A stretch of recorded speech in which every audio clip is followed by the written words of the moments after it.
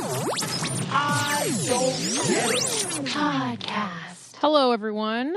Welcome to the I Don't Get It podcast. We are down a man today. Naz has laryngitis, and Ashley is over here. I'm pretty much down everyone, okay? So we have recruited Hunter to talk about... I'm here.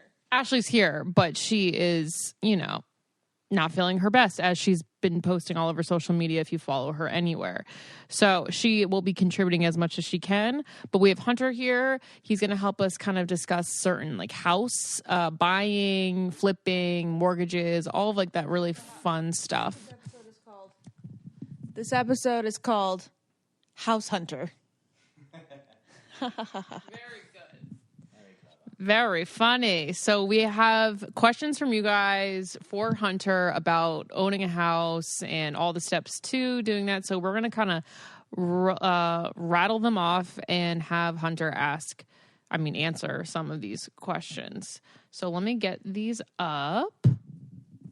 I have one to start. Okay. So they say that your mortgage / rent should be 1/4 of your monthly income. Is this correct? I've actually never heard that. As far as your monthly, that's obviously something your lender can tell you. Whatever you can afford, that's something that they'll definitely run down and break down for you. Something that I always kind of kept in mind was, always have at least 10 to 15% of your house's worth in liquidity. So, if you own $1 million house, you should definitely have at least $100,000 in liquid asset or liquid in cash or whatever. So if something happens, if a water heater, roof, if you need repairs, it's a very comfortable, safe kind of war chest to have if anything happens. But as far as the 1/4, I feel like I have heard that maybe, but I don't know. It just doesn't come up in what I've been doing, I guess.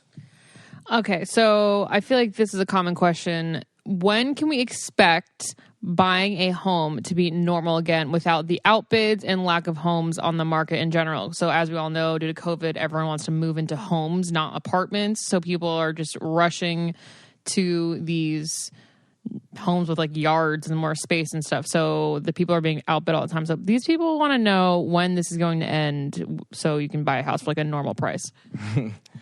Very good question. There's no real answer to that. With COVID that happened, everyone that lived in an apartment went stir crazy. They tweaked out after being in 1,000 square feet for a year. If you lived in D.C. or New York or a city and you're living in a shoebox, but obviously you paid top dollar because the walkability of things were there.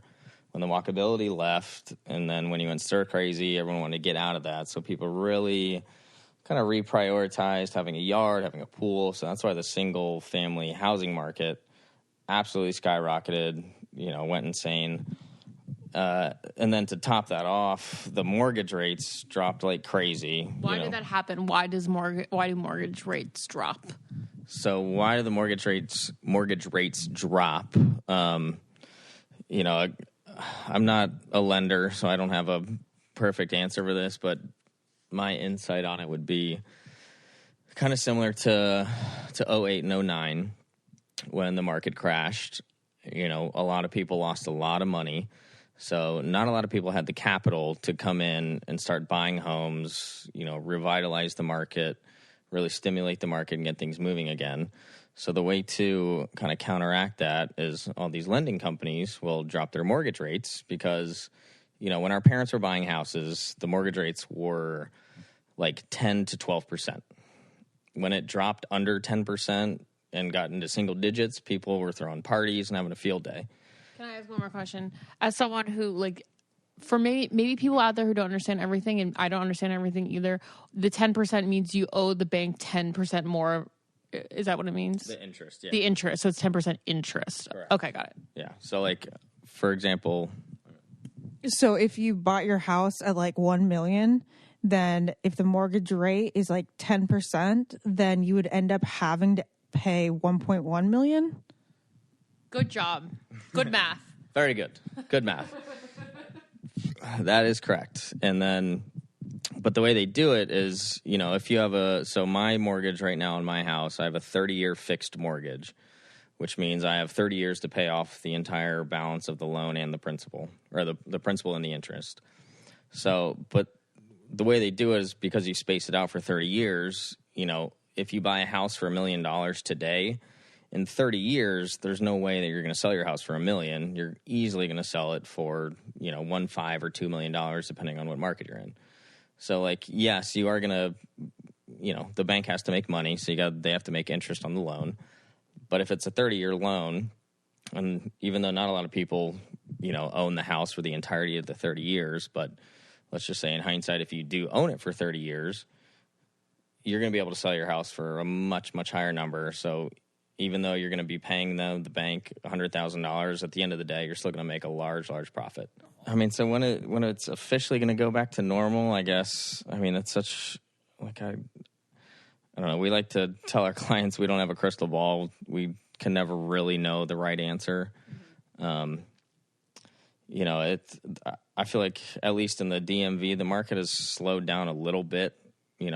4 months ago, we had 22 listings with our name on it, and we sold a lot of them, and now we have 7 listings with our name on it.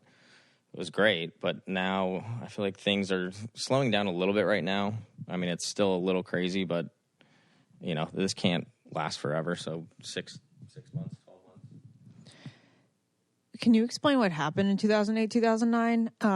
The bubble bursting? Because, I saw The Big Short, and I'm still very confused, as if that movie was going to help me at all.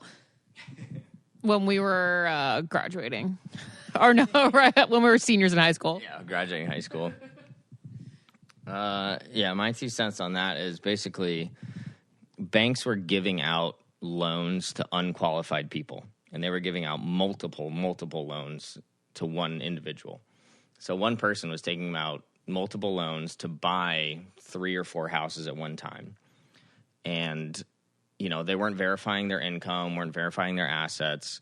So all these people who had 4 or 5 loans, in 6 months, a year, 2 years, they were defaulting on a lot of their payments. Because they were defaulting on the payments and some of these houses were vacant and people couldn't upkeep them, the value of the houses started to drop like crazy. So when people default on their homes, it reverts back to the bank. And the bank, they want to sell it quickly, get it off their books so that they can have a cash flow come back into them. But even when you do that, the bank is going to lose a couple $100,000 or whatever delta it is for whatever price range. So all of these homes and loans that people owned and the loans that we're giving or that people were getting, they couldn't afford it anymore. So many people defaulted. All of this money that the bank promised the people, it literally all just disappeared. So there's just a mass shortage. Okay, so that was the top of the bubble, right? So everybody talks about the top of the bubble. So if that was at the top of the bubble then, now here we are 12 years later. That's so crazy. And people are saying we're at the top of the bubble again, but it's not going to be the same kind of bubble because people aren't getting loans that they don't really deserve or qualify for. I don't think it's going to be as aggressive or, extensive as it was in 08, 09. I definitely think there's going to be a market correction, whether it's in 6 months or 12 months. I don't know, but I definitely think it's going to come. I'm hoping it's not as drastic. But because inventory is so short and because there was such just a new incentive for the single family home, that's, I think, what's been crazy with the prices going up because there's been such low quality inventory. And a lot of the buyers these days, technology out there, the ability to see everything on the market. People want new, they want turnkey, they don't want to do a project. So when they see something ready to go and they see it online, they can be there the next day ready to go buy it. So the quality inventory is going in 2 seconds. And then because people don't want to do a project, an older home that needs updating, that's not going to sell at the same price and it's not going to go, nearly as quick as something ready to go. So that's slowing a lot of the kind of the older undated homes or outdated homes. All right. Well, I know this is something that Hunter really likes, and it has nothing to do with housing. It is Coors Pure.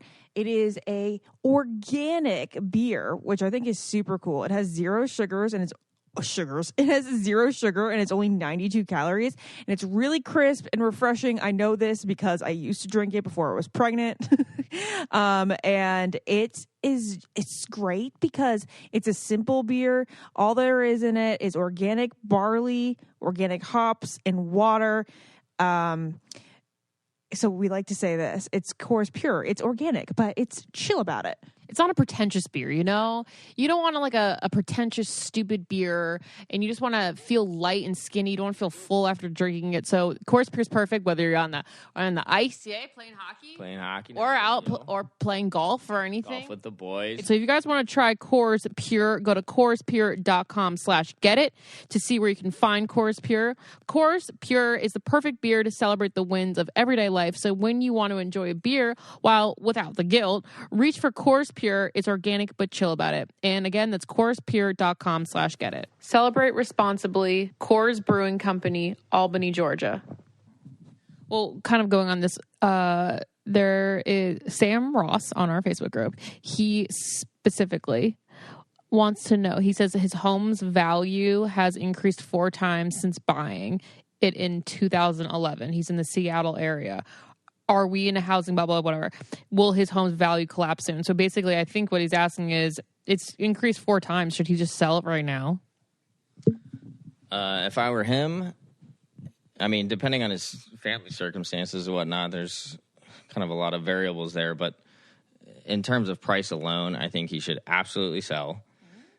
But if he's going to sell, he shouldn't rebuy in the same area, because he's going to take those proceeds and those profits and everything, and he's just going to turn it back into another property of equal value, same size and everything. And then, let's say this bubble does hit in 6 to 12 months. Instead of taking that, 4x profit that he made and using it to, reinvest and try to get another 4x profit down the road, he's probably going to lose that. So I would sell immediately right now. If he has the ability to find a rental for, a year or 2 years, so that way he can make those profits, make those proceeds, take whatever money you got, put it in the stock market, find some distressed homes in the area. My cousin, who sells energy for Seattle, he used to flip and sell like 10 properties a month and find $200,000 homes, flip them, sell them for $350. So if he can take those proceeds and find some distressed homes, that's a really good way to turn over those monies and make some extra profit. But I think you should definitely sell, maybe rent for a year or 2, see if there's a correction, because you don't want to miss out on this bubble. Okay. Here you go. I have one question talking about flipping after. So you're suggesting somebody to rent now. Some realtors are like, and you never know because they're trying to sell you a house, but they're like, never rent. When do you suggest to rent? Only in times like this where you're waiting for the quote bubble to burst? Yeah, that's a double-edged sword on that question. It's a very good question. Because renting, the way I look at renting is you're taking your hard-earned money and you're literally just throwing it into a trash can. You're not building any equity. You get no appreciation. You get no value. For millennials, they love to rent because they love not being tied down. They love to run around. They want to be free to, if they want to go live in New York for a year, or if their job says, we have an opening in LA, or one of my buddies is about to move to London because they had a job opening in London. And if you're going to be stable and you're going to be in a spot for a while, I definitely think you should buy. Obviously maybe not right now because prices are crazy, but and then so renting, you're taking money, throwing it in a trash can. The way I look at buying and owning is, okay, if you're renting for $2,000 a month, you're losing $2,000 a month. If you can find a place where your mortgage is $2,000 a month, you're literally just taking money out of your savings account and you're putting it into an equity account, which is your house. So let's say in 5 years down the road, you've built up $50,000 or $100,000 or whatever in equity. If you want to start reinvesting that money, all you do is go to the bank. Instead of getting a another extra loan from the bank, you just take equity out of your house because it's your own, hard-earned money. So you're just moving money from your checking account or saving account into an equity account as opposed to taking money and throwing it into a trash can and never seeing it again. So it's, if you're in a stable situation in your life where you can, or you're going to know you're going to be settled down in an area for a while, definitely buy, because even if, let's say you do move in 5 years, hold on to the property and rent it out, because then you have somebody covering your mortgage and your carrying costs, but you're still building equity in the property that you own. So you're making money 2 different ways. Okay, so I you know what is so annoying about rent? Well, actually, no, it's not rent. Sorry, this is a pregnancy moment.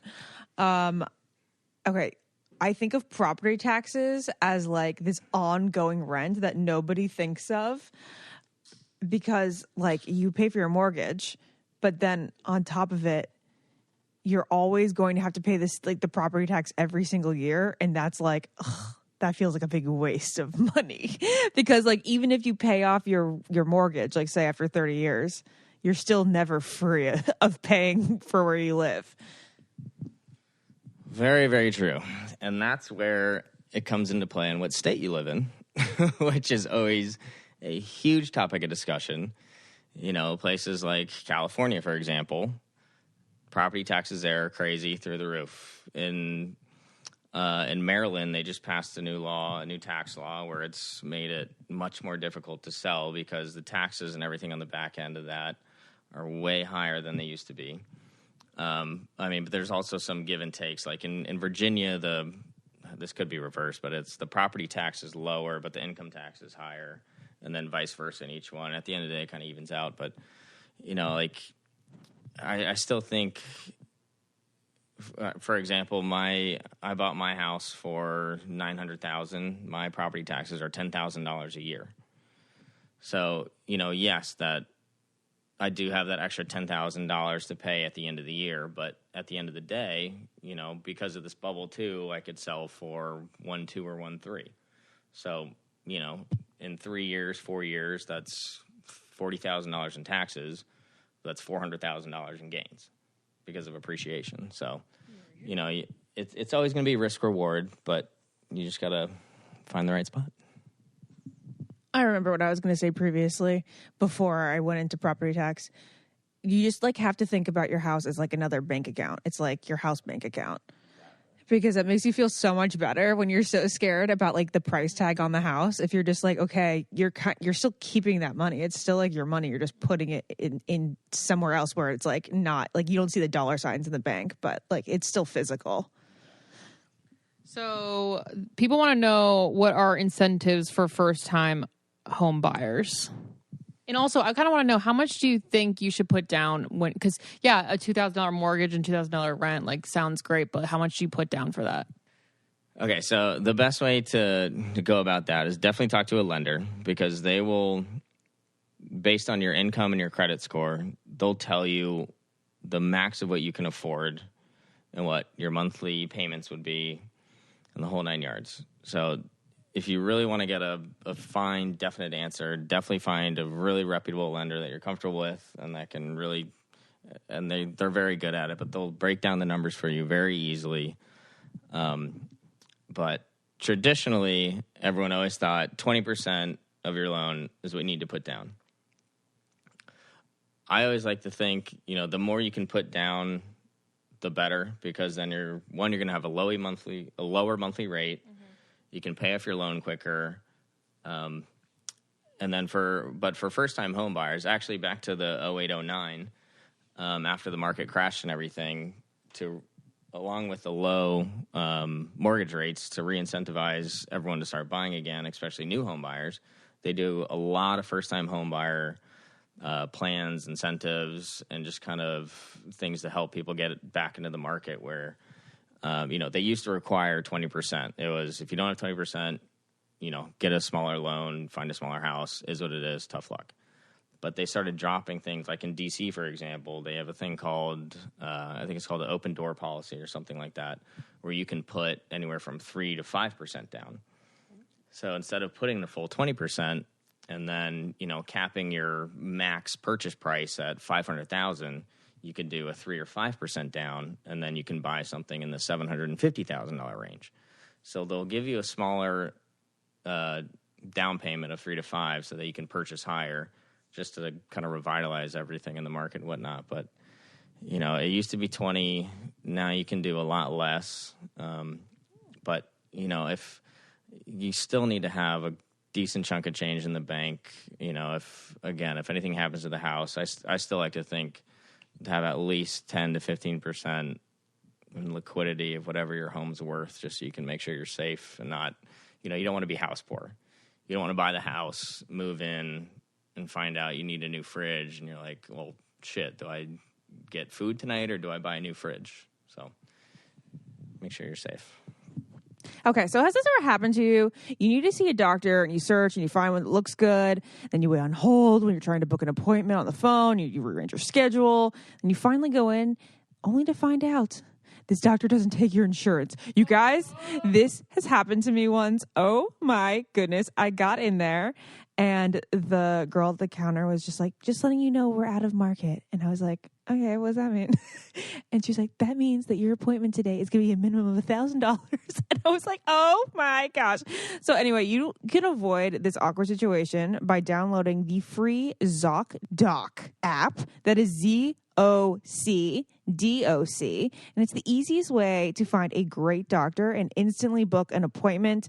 With ZocDoc, you can search for local doctors who take your insurance, read verified patient reviews, book an appointment in person or via video chat, and you never have to wait online for a receptionist again. ZocDoc really just makes healthcare easy. Now is the time to prioritize your health. Go to ZocDoc.com/getit and download the ZocDoc app to sign up free and book a top-rated doctor. Many are available as soon as today. Again, that's ZocDoc.com/getit. My dad likes loans and he doesn't like paying things off. And not in the way that he likes to keep all of his money invested. So the more he can keep invested, the better. So when you say 20%, that way, you put 20% down, and that way you're just feeling like you're paying it off faster. Is it? But then in less money every month. But what about the theory that you should put less in it and then keep it in the stock market and such, so that you're saving that money and growing it over time? I like to look at the housing market's, similar-ish to the stock market in the sense that, number one, it's incredibly unpredictable. Anything can happen. We've seen ups and downs in both markets, recently in the past. So it's the volatility of both are definitely there. I like to think that the housing market is a bit more stable.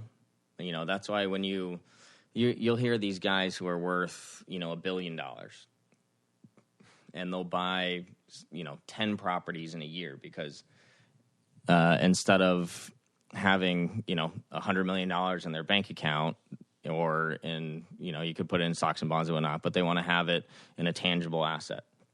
So that's where a lot of these guys will shelter a lot of their money, because they'll put it in homes, or they'll buy lots or pieces of land wherever, where they know that the value will always be there.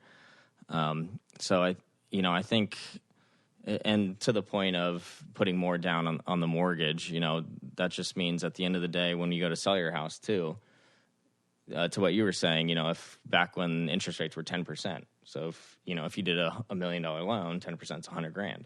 If you could put $500,000 down, 10% of a $500,000 loan is $50,000.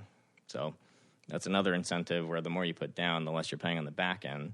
So that also when you go to sell your house, let's hope it appreciates and you can cover all the expenses and the costs and whatnot. But then you're going to make more and save more on the back end too. When is it a good idea to refinance? Oh. And what is refinancing? Yeah, a lot of people, when I was reading the question, someone said, when you can get at least 1% less. So when I bought my house about 4 or 5 years ago, I got my mortgage rate at 3.2, and in the last, 4 years, rates have been dropping like crazy. I refinanced last year to 2.8. So, less interest then. Exactly. Okay. Very good. Yeah. So I'm paying less interest on it. So I pay the bank less back at the end of the day. If you had an interest rate at 3 and it went down to 2.98, that's not worth it at all. It seems pointless because you're going to have to pay the title company to do all the paperwork and whatnot. And that's just not enough savings at the end of the day to really go through all of that. And then especially because, let's say it drops another 2 points again, no one wants to keep going through the process. But I think if it drops at least 0.25%, I think, whenever you can get the lower rate, especially if you think you're going to be in the house for long term, I think it's always wise to refinance. I don't think a 1% is an absolute cutoff. I went from 325 to 285, and I'm dropped like $300 or $400 on my monthly payment. So, yeah. So a refinancing, does that mean that like you have to end up paying more than 30 years basically? If you like had a 30-year fixed mortgage, does it kind of change the amount of years you're going to have to pay? No. So it's still going to be a 30-year. It just changed I'm almost positive, I might be wrong, but it's pretty sure it's just the rate. You still keep the 30-year loan. And there's a lot of different loans you can get. Like you can get a 10-year ARM or 7-1, or you can get a jumbo loan. But typically they keep the duration of the time, but they just change the percentage. It sounds like that should be like not legal. Or you think the banks would not allow refinancing? Like you got what you got, and now just stick with it. I don't get it. Okay, so we have so many more questions. How do we go through this all? Okay.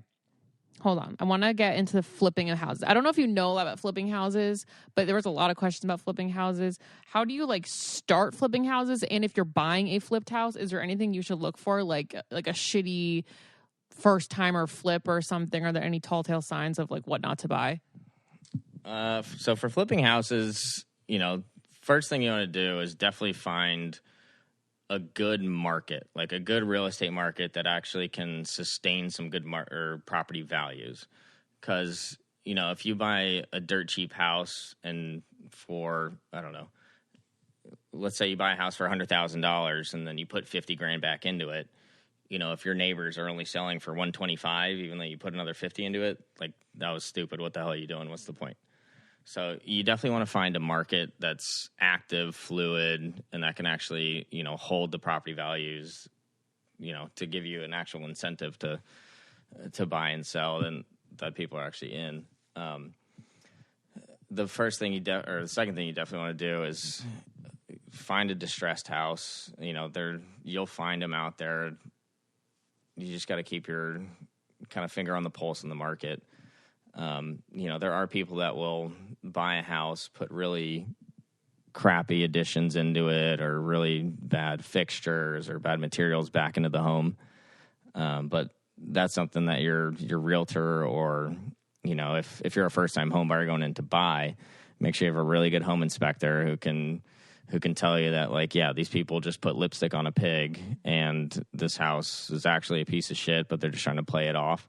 So that's something that your realtor, you find a knowledgeable realtor and make sure that they have really good references for a good home inspector, because they will, they'll find everything for you just to make sure you're safe. So if someone wants to flip a house, they should be pretty settled in their own mortgage in their own house, right? And then they would buy a second property to flip. Yeah, definitely. If you're going to flip a house, I would definitely suggest owning a house first, because when you're a homeowner, not to keep bringing up me, but it's just, first time, or yeah, I went through it, so I can speak to it pretty well. When I bought my house, I had to get a new roof, a new water heater, a new HVAC, or we did the floors. So going into it, you're going to know what to look for, especially if you've lived in a house, owned a house. As far as aesthetics goes, What do you see as like the current, and then what do you see as the future? Like we all can like eyeball 90s houses. They have darker wood. They're just like a little bit more extra. There's like gold and more brass and la la. And then like the current, the columns. I mean, Lauren says, then there's current. Then there's like a lot of crown molding too. Is what's current, and then what do you think is going to like what's going to be outdated before we know it, because the future is on the horizon. Does this make sense? You're funny. Yeah, from all the houses I've been in, especially recently, I mean, the current is everything must be white. White countertops with the waterfall ledge. You got to have the big old farm sink. It's brushed nickel, stainless steel. Cabinets got to be white. Got a Sub-Zero fridge. Everyone wants the open floor plan. Yeah, but in the 90s, early 2000s, it was the dark wood. It was green marble. But now it's definitely white with a little, gray veins going through everything. But recently, I've definitely seen a lot more of kind of darker colors on cabinets. We've seen a lot of people are going to like a dark gray on the kitchen island, and then a little bit lighter cabinets, but gold's making a big comeback right now. A lot of the hardware, appliances, and bathrooms, like gold's definitely coming back. We've actually, a builder that we work closely with, he's been doing a lot of like dark navy blue cabinetry. Kitchen island still dark or a dark gray. Really polished gold all throughout. Flooring wise, we're seeing a lot of white oak, white wood. Everyone's really getting away from the dark wood these days because it just, it looks heavy. Kind of, shuts the rooms down a little bit. In the 80s and 90s, everyone wanted segmented homes. Like this was the kitchen, this was the living room, this is the dining room, and you can tell because can't fucking see anything else. as opposed to now where everything's got to be open. If you can't see from one side of the house to the other, like a lot of especially millennials who want to buy because they love all this open, like they just don't want it anymore. But I think moving forward, I think we're going to see a lot more gold, some kind of darker navy blue, just kind of, sharper colors, I guess. All right, we're going to take one quick break to talk about BetterHelp, one of our favorite sponsors. If you guys are looking for any kind of therapy, I would suggest trying BetterHelp because it is so quick and easy and convenient. And if you're having a rough day, you can start talking with a therapist as soon as 24 hours. It's really nice to have the texting capabilities, so you don't have to talk in front of your family, talk in front of your boyfriend, talk in front of someone you're embarrassed to talk about in front of, and you can have the privacy of texting, and you can also have phone calls, FaceTimes with a licensed therapist. They deal with a broad range of expertise. They have a broad range of expertise, which may not always be locally available in the area that you live in. So these professional licensed counselors are specializing in depression, stress, anxiety, relationships, sleeping, trauma, anger, family conflicts, LGBT matters, grief, and self-esteem. And everything that you share is confidential. It's also convenient, professional, and affordable. And so many people are using BetterHelp that they're recruiting additional counselors in all 50 states. So we want you guys to start living a happier life today. And as a listener of the I Don't Get It podcast, you'll get 10% off your first month by visiting BetterHelp.com/getit. So join over 1 million people taking charge of their mental health. Again, that is BetterHelp, HELP.com/getit. Is there anything that's timeless? Oh, what is timeless? I kind of honestly, I think like even back to the flipping, like you can find some good white countertops with some gray grain inlay, and I think that will last for a while, even if it does get a little outdated. Like you can like change the cabinets or change the knobs or something, as long as like your granite is white or whatever the hell it is. Yeah, you can change around that. Okay, so speaking of, I guess, building, what are pros and cons of buying nowadays versus building a house? And here we go. Ashley and Hunter. Ding, ding. I didn't submit this question, but it's also not a question I have because I'm building. Well, right now, building, I think, is a horrible idea. Yeah. I mean, number one, because materials are, price-wise, they are through the roof. Like, the cost of wood is, double, if not more expensive than it used to be because of COVID. And also because it's double, but everything has been delayed and resources are very scarce right now because of COVID. You know, whether it was the mill shutting down because they had to, or workers not wanting to, going, to the mills because they're scared of COVID and whatnot and blah, blah, blah. So number one, materials and everything are like double what they normally would be. Number two, if you were going to build, it's going to take you twice as long because everything's delayed because of COVID. Number three, everything looks great on paper, and your designer, your contractor, your architect, he can show you everything and show you examples. You're never fully going to know what you get until you actually see it. So, you think you're going to get the perfect home, and then a couple things might not be what you thought. It'll kind of tweak you out a little bit.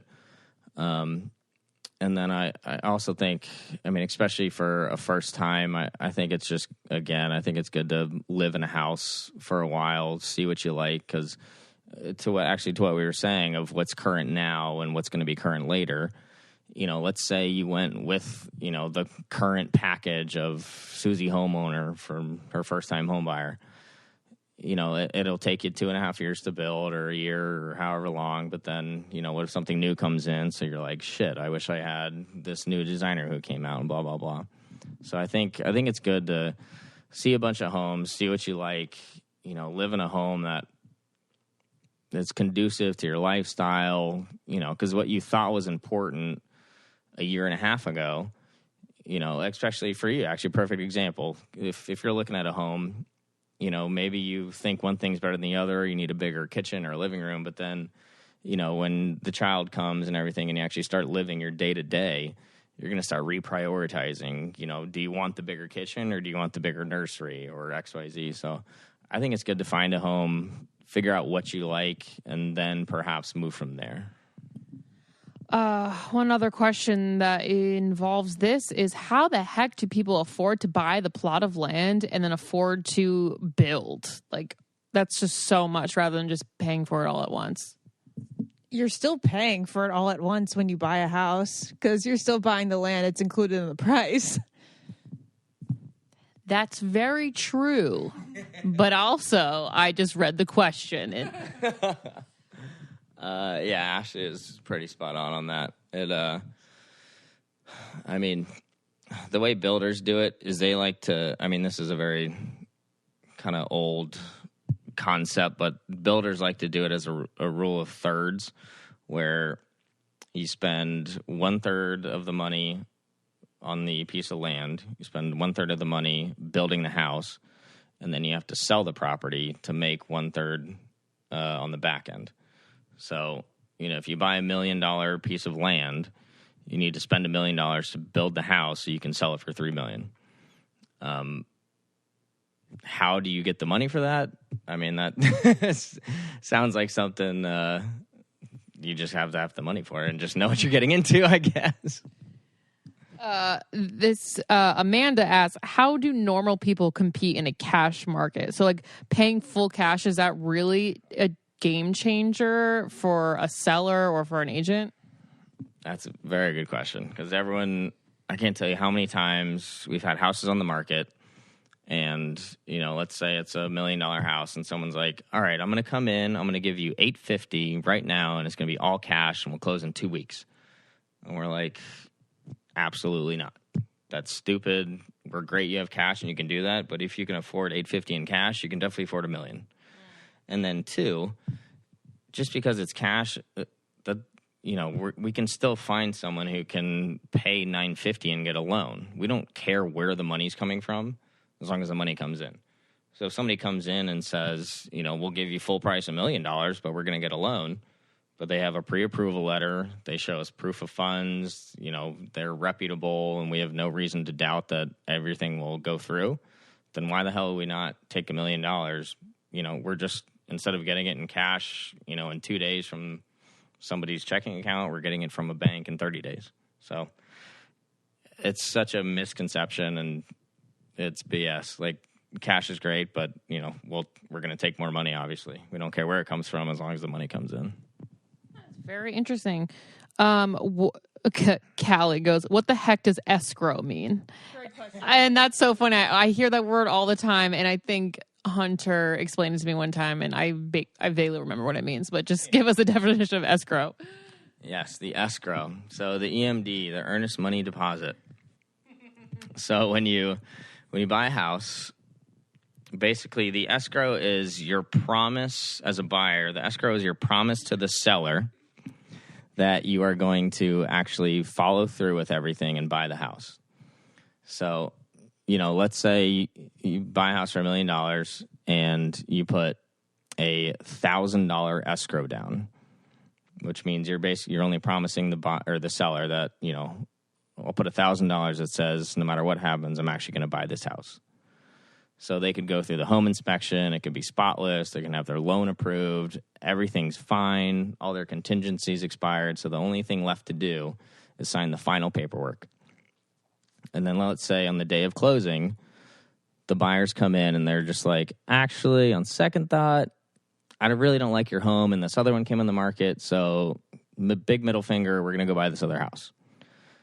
By them not going to the settlement table, you only get $1,000 because they defaulted on signing and buying your home, and the only reparations that the seller has is $1,000. So they took their house off the market for 30 days when there could have been other buyers coming in to get it. They lost that time. They can never get it back on the market. And the only promise that they had from the buyers is that little $1,000. Okay, so can it be more than $1,000? Yeah. So, that was example 1. Yeah. So that's why, whenever, as a listing agent, we always want to get the biggest escrow that we can. And how do you determine that? So it's different in states. So like in DC, it's almost mandatory that it's about 10% of the home's value. So if you're buying $1 million house in DC, you have $100,000 escrow or promise from the buyer to the seller that I will buy your house. So if they go through everything, they come to settlement, there's no way a buyer is just going to be like, actually, I don't want to buy this house anymore, because they're going to lose $100,000. So that's why escrows they can be very powerful when putting an offer in. So let's say the house is $1 million and we get an offer for 1.1, qualified buyer, but they have a $5,000 escrow. But we get another person come in, they're like, we can't afford $1 million, but we'll give you $950. But we'll put $150,000 escrow down because we love the house. We really want it. No matter what, they're committed. So that $150,000 escrow buyer, that is way more attractive, way more powerful than someone who just, seems to be flaunting but not serious about it. But that escrow goes to the price of your house. Yes, yeah. So when the buyer goes to settlement, signs all the final paperwork, that $150,000 rolls over into the closing costs for the buyer and then also the down payment of their loan. So it's not like an extra $150,000 that you have to include to buying the house. You put that money into escrow, and then when you sign the final paperwork, it just goes from the escrow account that's held by the title company, just a third party holding the money, and the third party takes that money and is like, okay, we'll give it back over to the others. What if you're in escrow and you're getting the house checked out and then you realize the house is like in really bad shape? Very good question. So, yeah. So if you're doing, so when the money's in escrow, so as a buyer, you're always protected to be able to get that money back, but only inside your contingency periods. So like, let's say you have a 10 from the day of settlement, the day of ratification. So when everyone agrees and signs the first initial contract, the meeting of the minds, typically you'll have like a 7 or 10 day time frame to do a home inspection, and then like a 21 day, which is usually the minimum for a financing contingency to get your loan approved and whatnot. So in the 10 days when you sign and you have the home inspection, you know, if the inspector comes in and says, dude, the foundation's cracked, there's mold, there's rats, there's this, there's that, the ceiling's leaking, XYZ, you can go back to the sellers and say, guys, like, this is horrible. Like, unless you either, one, fix everything by a licensed contractor, show us proof that everything is fixed, or you can give us, an extra $100,000 because that's what we think it's going to cost to fix everything. We're not buying your house. And then let's say the sellers just say, like, no, we don't want to do this deal. Hell no, blah, blah, blah, take it or leave it. You can go back and just void your contract, go to the settlement company and say, look, we were going to buy this house. We know we have the escrow in there, but, the home inspection came back shit. We don't want to buy the house anymore. You're legally allowed to do that. So then you get that money back. So you're always protected to get that money back. So the only way you lose it is if, the home inspection goes through, you guys, everything's good, you get your loan approved, everything's fine, and then you just randomly decide not to sign the final paperwork and kind of dick the seller over. All right, I think we have 2 to 3 questions left, and one person wants to know what's like the number one thing to look for in a home inspection. Like, what is the one thing that usually gets fucked? I've seen a lot of horror stories. I think a good thing to start this question off with is you're going to get a packet of like 30 to 60 pages. Don't let that alarm you, because it's going to happen no matter what. Like, we've sold brand new construction homes, whether they're 4,000 square feet or 12,000 square feet, and even the brand new reputable builder construction homes, you're still going to get, a 20 to 50 page report back. There's going to be a lot of little things in there, because the inspector, if the kitchen cabinet has a knob that's loose or the screw isn't tight enough, they're going to take a picture and put it in the report. So, sift through all the small BS. I think the biggest things are kind of the guts of the home. You want to make sure that your HVAC system is, relatively new. Being in real estate, it's not just selling homes. You wear a lot of hats. I know an HVAC system can have a 12 to 15-year life, or a water heater can have a 12 to 15-year life, or a roof, an asphalt roof can be a 25-year life. Make sure you know the ages of all the systems, ages of the roof. I would highly suggest getting a mold test. It's very easy to do. It's inexpensive to add. I think those are the biggest things. I mean, every house is going to have its blemishes. The family lived there. They enjoyed their home. They had dogs. The floors are scratched. It's called home ownership. So, pull your pants up and deal with it. But the biggest things are definitely, the guts and interior of the home. Make sure the roof is good. Make sure all the systems, even if they're not new, make sure they've been serviced. Make sure they're working properly. Because depending on the size of the home, you could spend $25,000 before you walk in the front door getting a new HVAC system or compressor and whatnot. Last 2 questions. What are closing costs? Like, what are you paying for during closing? Closing costs are so silly and annoying and stupid, but they're everyone's got to deal with it. It's I mean, so think about it. When you buy a home, someone has to, number one, take the name of the owner out of the county office. They have to get it registered with the county. They have to go down to the courts. Someone's got to take the current owner's name off of the deed and title. Someone's got to pay for that. Someone has to pay for that paperwork to go down to the courthouse. Someone has to pay to get the new name put on the deed and title, and then pay for that to go down to the courthouse, and then pay for that to get registered with the court system, and blah, blah, blah. And then, when you go to the title company, obviously they want to make money too. So they're going to be like, okay, well, it's $200 for me to change the name on the deed or title. It's another $250 for me to register with the courts. It's another $300 for me to take their name off it. And then that snowballs. But then they're like, okay, so that's, $1,500 worth of BS that the courts are charging us. So we're going to charge you that $1,500. But then we're going to charge you another, $1,500 because we want to make money because we're doing all this BS. So that's basically what the closing costs are. I mean, that was a very crude and vague example of it, but to go through what they are line by line, we'd be here for days. Okay. On a related note, Jared and I were so confused when we were looking at starter homes. It's like we knew we were going to have to pay for closing costs, but then do we have to pay the realtor? Like, when do you pay the realtor? Does just the person who's selling their house pay the realtor? Please explain, because there's a listing realtor, and then there's the realtor that takes you around to look at houses. This should have been the number one question, the first question before we got into this. Yeah. Yes, I get this question a lot. Very good question. So if you're buying a home, always get a realtor. A lot of people will go in and think, like, as a buyer, they'll be like, oh, if I don't use a realtor, that means I don't have to pay them, which means I can save some money on the purchase price and blah, blah, blah.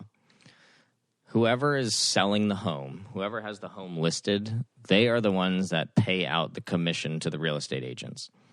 So typically a normal transaction, it's going to be 6%. So $1 million home, you get 6%, $60,000. 3% goes to the listing agent, the person listing the house, and then the other 3% goes to the buyer's agent.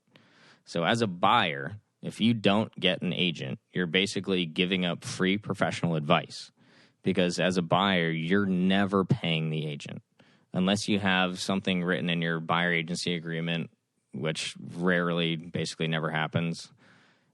You're literally giving up free professional advice by not getting an agent, because the seller always pays the agents.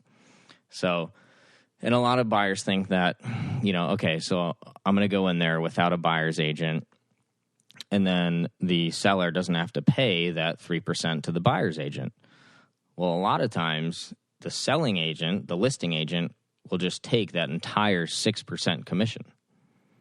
So the buyer's going to go in there being like, oh, but I don't have an agent, and, you're not going to pay out an extra 3%. But in reality, if they're not paying out the 6%, they probably have a deal with the agent that they're paying out 5% or 4.5%.